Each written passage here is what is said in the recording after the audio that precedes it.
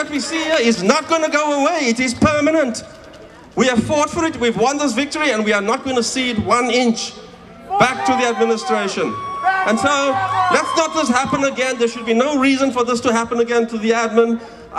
You should join us now. You should get behind the BSU admin. You should get behind the students, and you should throw your weight in to transform 40 years of institutional racism. Take the lead from students.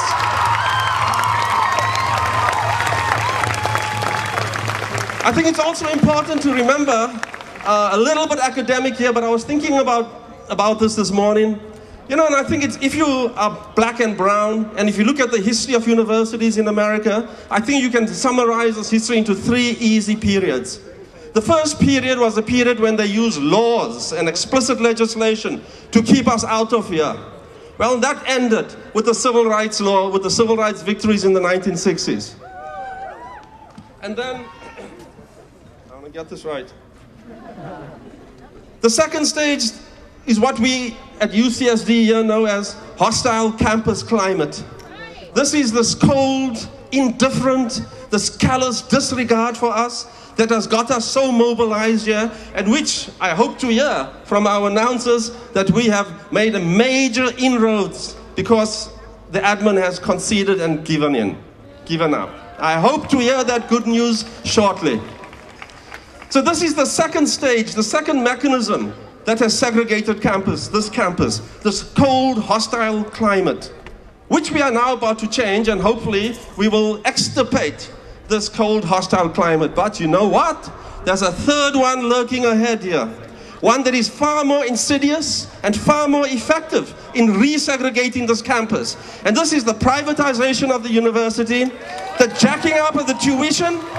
From what are we paying now, about $25,000, $26,000? Which one of you who here can pay $50,000, $60,000 to come to this campus? And so in a very quiet, in a very legal way, they will eliminate you from this campus if you let privatization get on.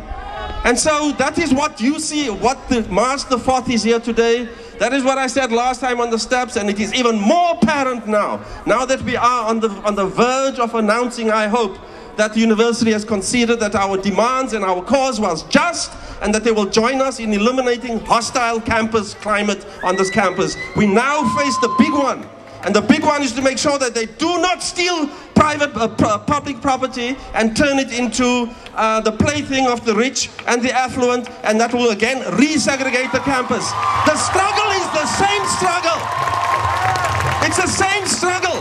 When there were laws that kept black and brown people, that was a struggle.